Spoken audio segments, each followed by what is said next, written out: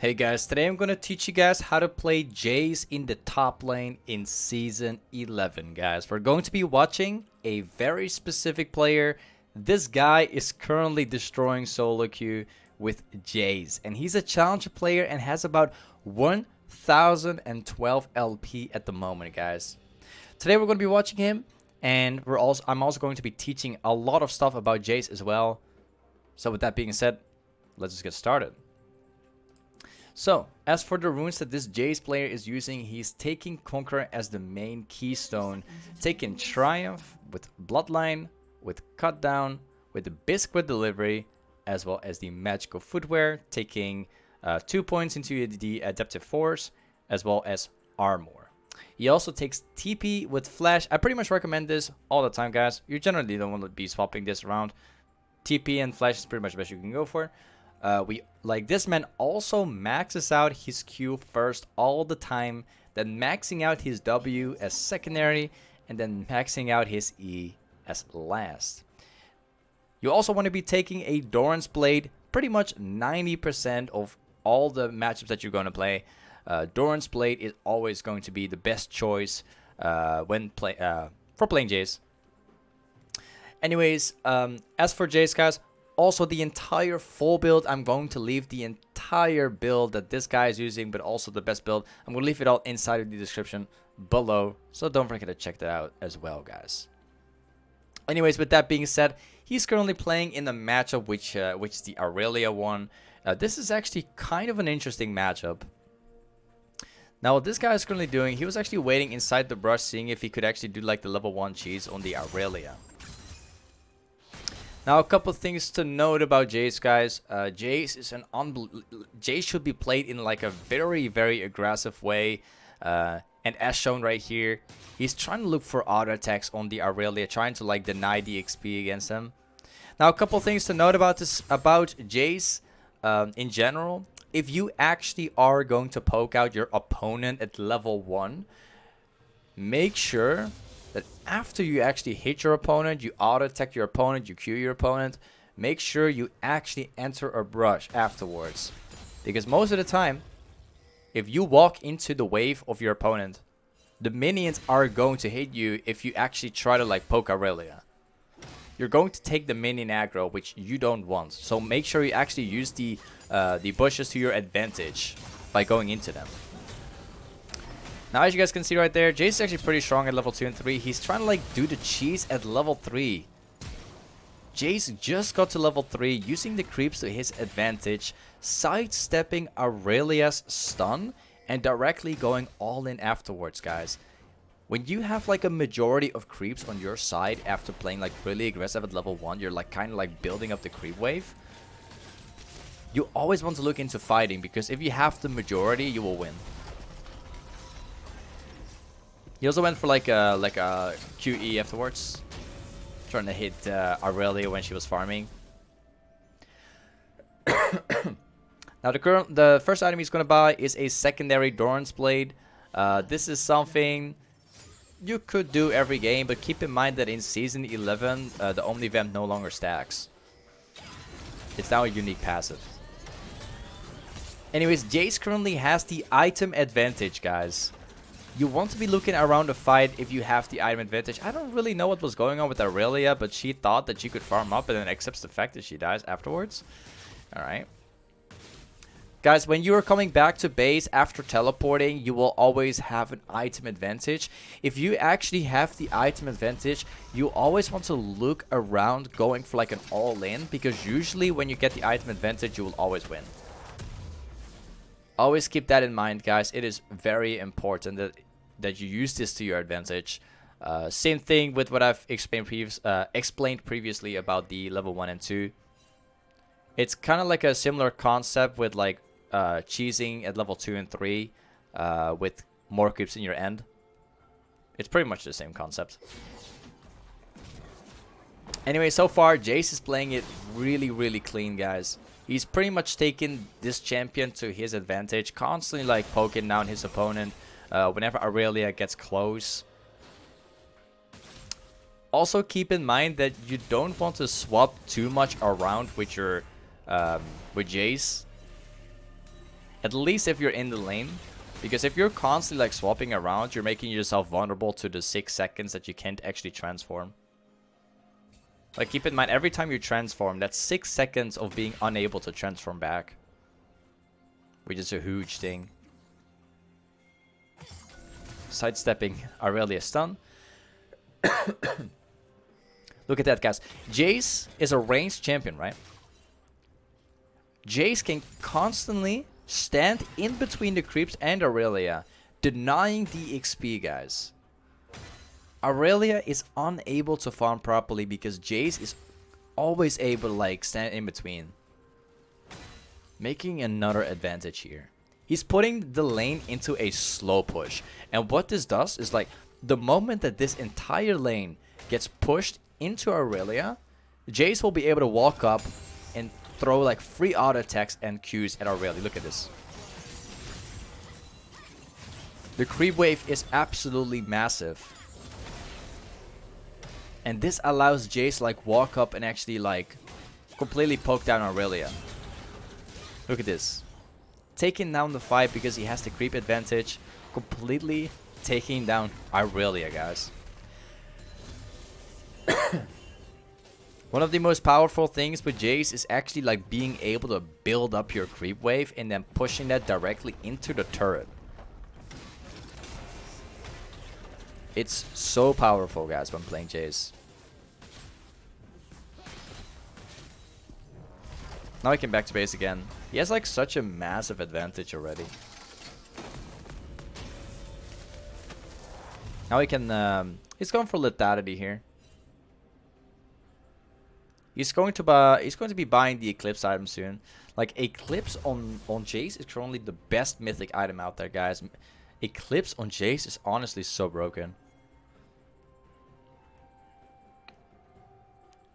Also, rushing Lethality early on in the game, getting the serrated Dirk is pretty OP on Jayce as well. It like, the raw damage you get is just so good. He's already like putting points to his W here. Now all he has to do, like all that Jayce literally has to do right now is like properly tracking down where the enemy jungler is. Like for instance, they have an Eve, so you want to be tracking down the jungler very well, so you can keep playing aggressive. Now the best thing that Jayce can do at this point is pushing down that lane back into Aurelia, but doing it the same method like he did before. Basically like building up the creep wave like he does right now. As you guys can see, he's not doing anything. He's just last hitting. But he puts the lane into a slow pushing position so that he can constantly like poke down Aurelia under the turret, using the creeps to his advantage. Look at this. Aurelia misses the stun, he just sidesteps it, immediately like going into in with the Q and then hitting like an entire range combo afterwards. A massive creep wave right now. Aurelia is unable to do anything. Takes her down immediately. Now he can proceed and take the platings.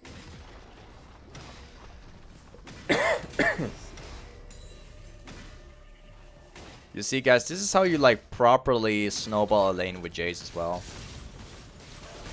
So far, he completely like solo 1v1 the Aurelia. Playing like so well. Taking down the plate. Like he's got 3 platings too. He's about 74 CS. Aurelia has about like 55. Red team double kill. Taking the Warhammer and now taking the tier as well. Keep in mind, guys, you can play with like the new tier in season 11 is actually pretty good. It's actually pretty good on Jayce in general. Tier on Jayce is like outstanding at the moment. Now back in the lane again, guys. He can do the same thing on repeat. He can just build up the creep wave right now, using the same tactic like he did before. Aurelia doesn't really stand that much of a chance.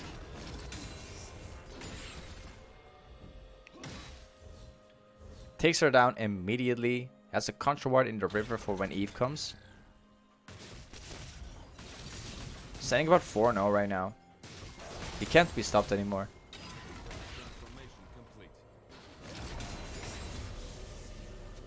He can just continue to take the entire turret now.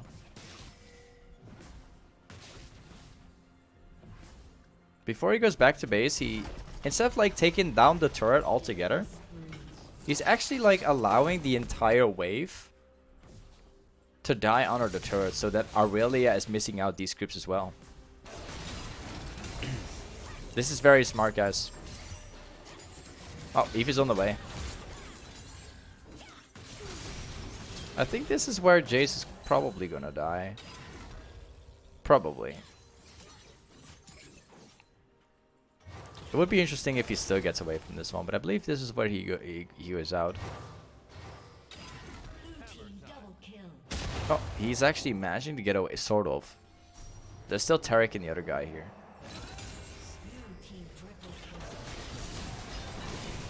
Before getting back to base, he nearly got Annie down as well. But just see, guys, playing like Jayce on a really good level. You see what this champion is capable of, guys. Using his teleport to get back into the top lane, immediately chasing down that Aurelia afterwards, using the movement speed that he received as well, guys. He already has the manamunu item at 12 minutes in the game, and he's already like getting very close to his mythic item, which is the eclipse. He's currently got his support with Hecarim with him as well. Now he can take down the turret. He can take like one more wave afterwards because like Rakan is currently pretty close to him as well. He's not auto-attacking the turret on purpose so that Aurelia would miss like some of the farm. Sidestepping the stun. He could have actually died there.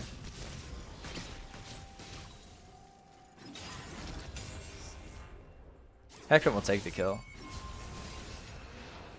Jayce just taking it safe. Like it's definitely okay if Hecarim actually gets the kill in on this one. Now he can get back. He can get the next part of the eclipse. Has the lifesteal as well. Now he can just walk back to top lane again. His TP is down because he used it earlier, so he could just walk there. The best thing to do at this stage of the game, guys, is actually to like push down mid lane, and then after pushing down mid lane, either going back top to rotate there and kill Aurelia, or going bot lane to try and snowball that. Nearly got Eve down. But yeah, guys, in situations like this, it's the best to just push mid lane and then either rotating top or bot lane, depending on where the enemy team is located, what the objectives are.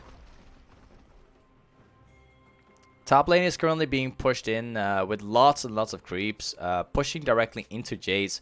So this way, this is actually really efficient for Jayce, because Aurelia is once again losing an entire wave because the wave is getting pushed in towards Jayce, right? So once again, this is favored for Jayce. He can just like relax, take a few camps here and there. He's just allowing the entire wave to actually like get denied completely.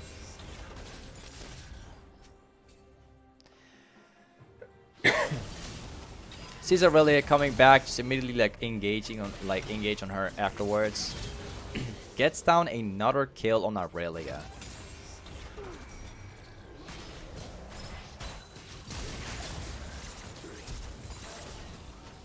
He could take her down with like 1Q. Hecarim can just take down the Eve.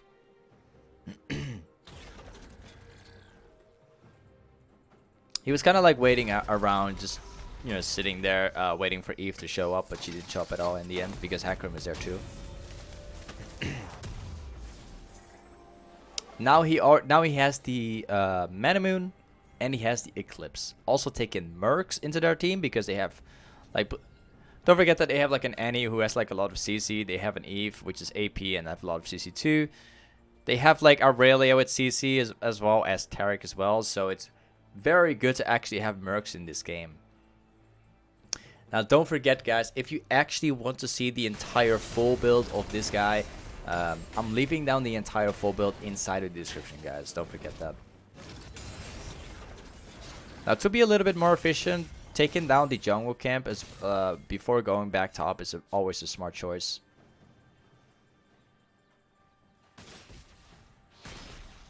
Now he can push it down completely.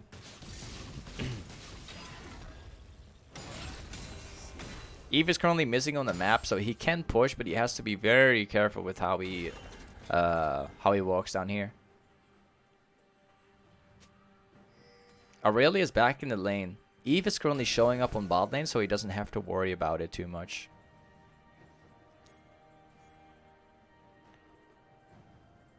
Now he can just push top lane again.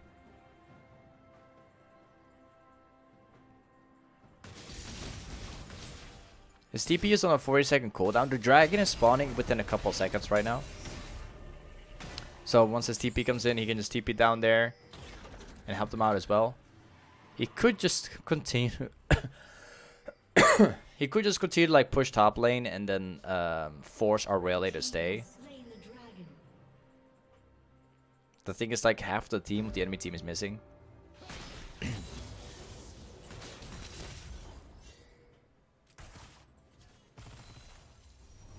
It's kind of like walking between top and mid. Staying close to the team. He's having such a big lead that he doesn't even take that much damage anymore. Takes down these 2 kills as well, guys. Kind of like predicting where they are.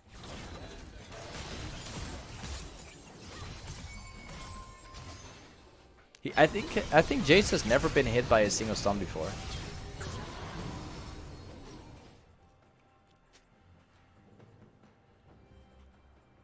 He could just clean up the entire mid lane. He could also push up the next wave as well, and then probably rotate towards the jungle camps and then back off after.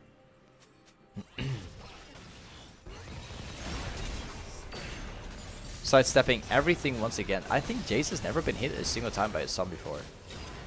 Like, he sidesteps Aurelia's stun every single time. Also using the movement speed from Jayce as well.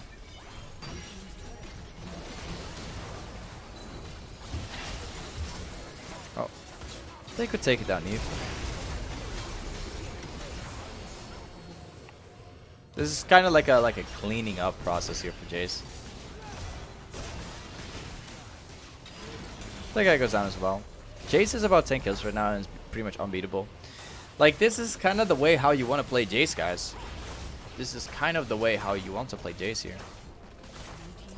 This is exactly the kind of playstyle that you want to have if you're playing Jayce in general, like, despite the matchup. Constantly, like, applying pressure through top and mid.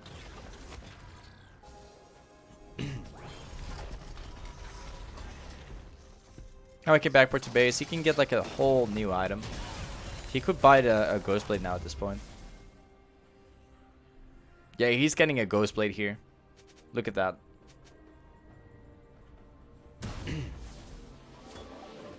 Immediately getting a ghostblade as well. So he currently has the eclipse, manamunu, ghostblade, and mercs.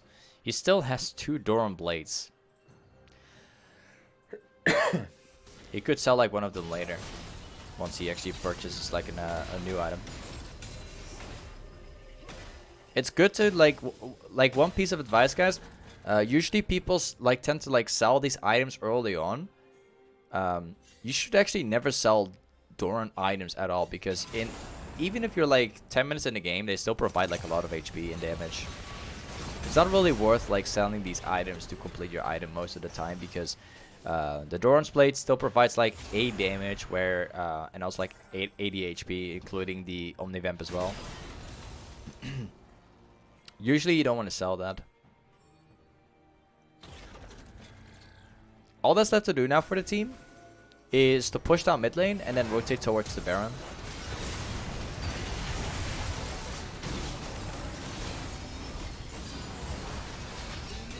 Takes down all of these guys. Look at the way how Jayce is like positioning himself through those fights. He's just completely chasing them down. like kiting perfectly and transforming perfectly as well.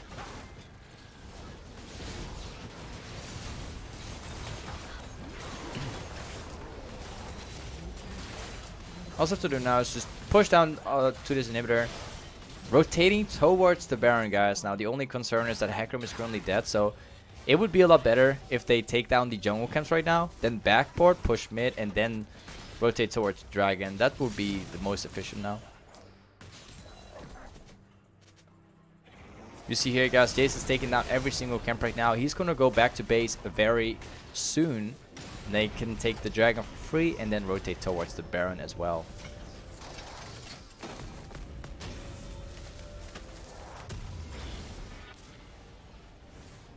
His next item is... what is it going to be?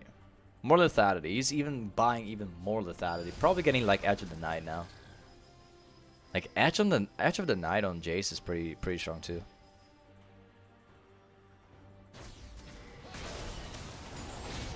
Taking down the jungle camp into the Dragon. The enemy team is currently doing the Baron though. He's teleporting.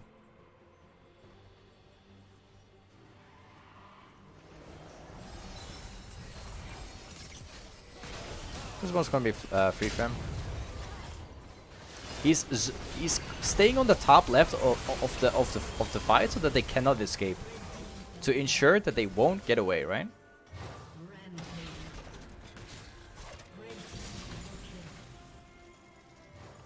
Forcing, like standing on the other side of the team fight so that they can't move out, so that this is like a guaranteed win here.